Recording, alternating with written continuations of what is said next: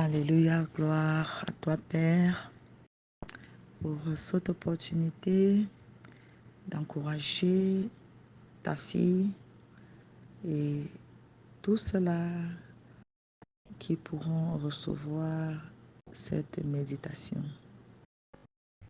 Le thème de ma méditation est pourquoi Dieu nous a créés? Quelle est la raison pour laquelle Dieu nous a créés? Avant de répondre à cette question, je voudrais que nous regardons d'abord dans le naturel. Pourquoi est-ce que l'homme, par exemple, a fabriqué un téléphone portable? Pendant que je pose ces différentes questions, je veux que tu y réfléchisses. Pourquoi est-ce que l'homme a fabriqué la voiture, l'avion, la cuillère, le plat, la chaussure, le, le vêtement, bref, tout ce que nous avons, la chaise, le lit? Pourquoi? Nous allons constater que à chaque fois que l'homme se rend compte qu'il y a un besoin, alors il va fabriquer un outil, une chose pour combler ses besoins, pour satisfaire ses besoins, pour répondre à ses besoins. L'homme s'est rendu compte qu'il y a un besoin de pouvoir communiquer. Comment communiquer avec quelqu'un qui est à distance directement? Lui parler directement. Et il a commencé à réfléchir. Et il a découvert qu'on peut fabriquer un objet appelé téléphone.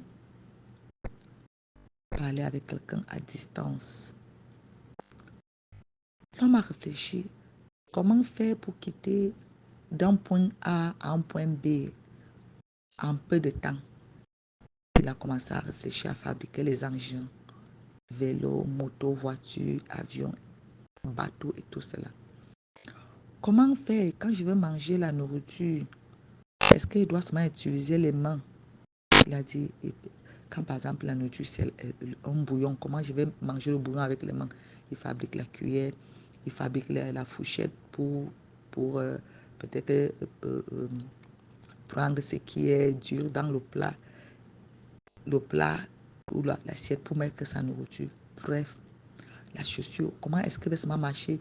Quand je marche, parfois je pars en brousse, les épines me piquent, les choses me piquent. Comment protéger mon pied? Il y a un besoin, mon pied a besoin d'être protégé, fabrique les chaussures.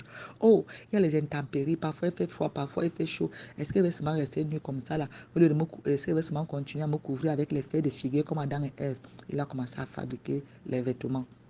Bref, tout, j'ai dit bien tout ce que l'homme fabrique ou alors crée, même comme l'homme ne crée rien, l'homme découvre seulement des choses, pas des recherches, il découvre que je peux faire ceci et obtenir cela. C'est toujours par rapport à un besoin, pour répondre à un besoin. Et si nous sommes d'accord que les hommes ont été créés à l'image de Dieu, ça veut dire que l'homme prend cette sagesse, cette capacité, cette habileté à réfléchir de manière à résoudre les problèmes auxquels il fait face, de manière à trouver des solutions à ses besoins. C'est parce qu'il est à l'image de Dieu. Parce que Dieu même également, au commencement, il a regardé, la terre était informe et vide après la chute de Lucifer. Ça, c'est un autre enseignement. Dieu a regardé, il a dit, il faut maintenant que je crée. Et Dieu a commencé à créer. Il a commencé à appeler les choses à l'existence. Et il a fabriqué l'homme, particulièrement à son image, selon sa ressemblance. Alors, Pourquoi maintenant Dieu crée l'homme à son image et à sa ressemblance? Il a créé toutes les autres choses. Pourquoi les animaux, les, les poissons, et tout le reste, les a pas créés à son image, à sa ressemblance? C'est l'homme qui l'a créé à son image, à sa ressemblance. Là, c'était pour un besoin personnel, un besoin que lui, il avait. Et c'est ce besoin que Jésus-Christ exprime dans le livre de Jean au chapitre 4.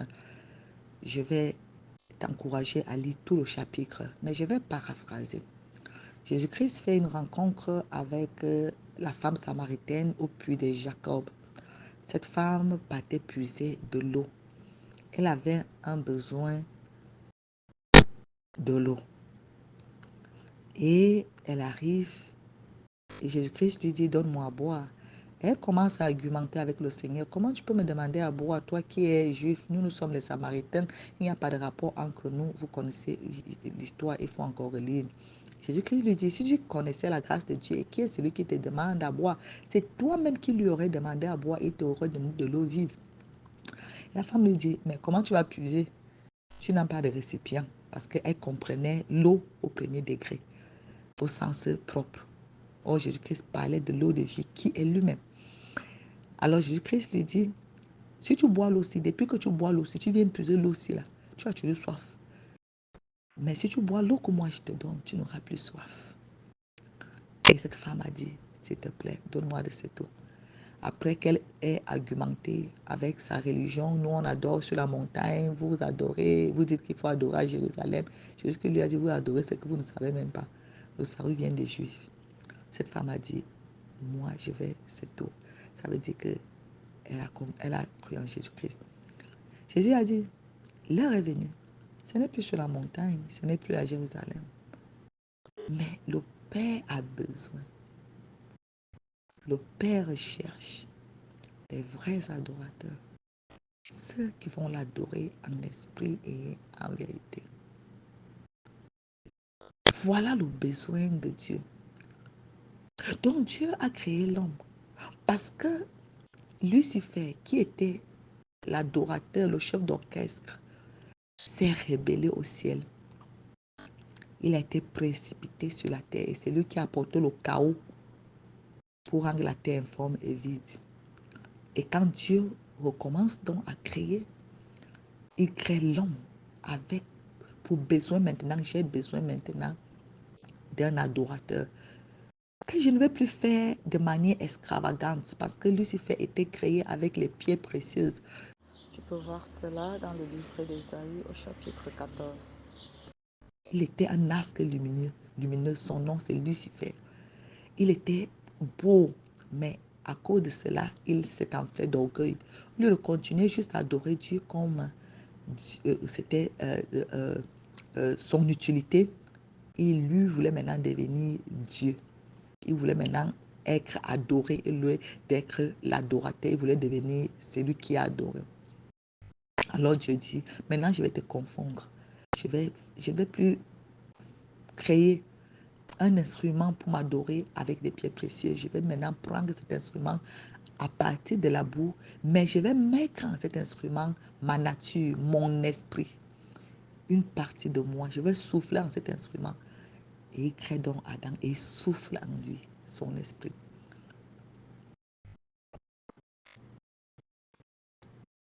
Mais le diable, le serpent vient une fois de plus corrompre cela, pervertir cela en trompant l'homme, en amenant l'homme à tomber dans la désobéissance. Donc, au commencement, Dieu nous a créés pour un seul objectif, que nous soyons ses adorateurs, des instruments qui le vénèrent, qui l'honorent, qui lui donnent gloire, qui vivent pour lui, qui le sanctifient.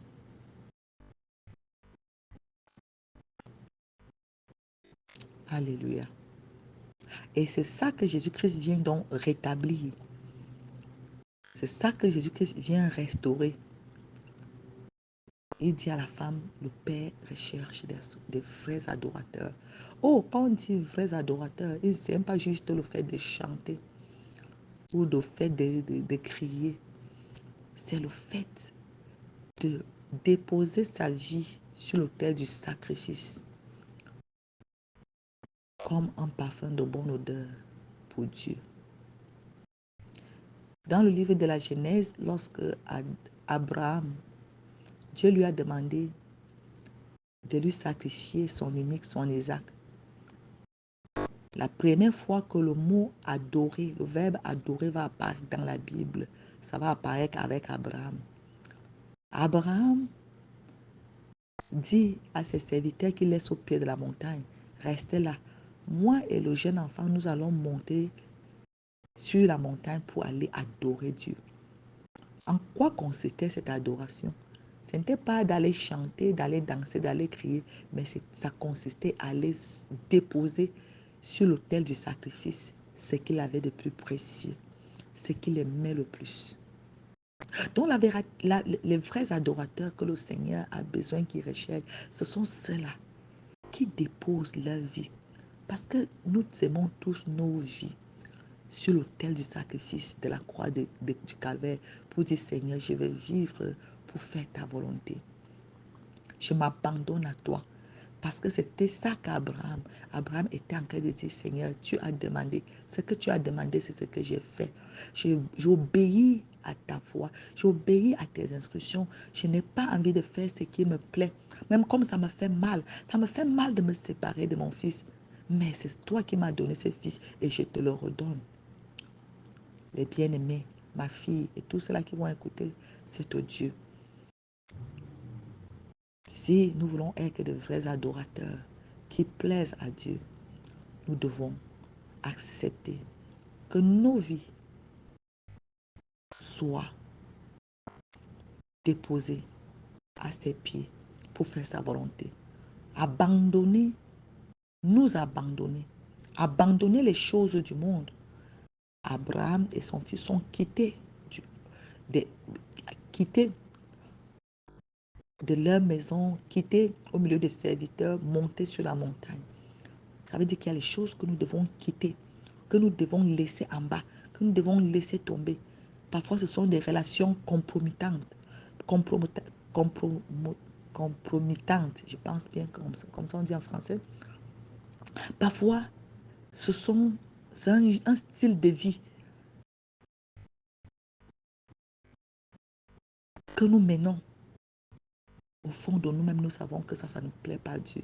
C'est le moment, surtout en ces temps de la fin, de laisser tout cela au pied de la montagne et de monter et de dire à Jésus, je dépose ma vie sur l'autel. Comme Jésus-Christ est monté sur le calvaire, lui-même il est monté sur le mont Calvaire pour aller déposer sa vie à la croix, comme une adoration à son Père.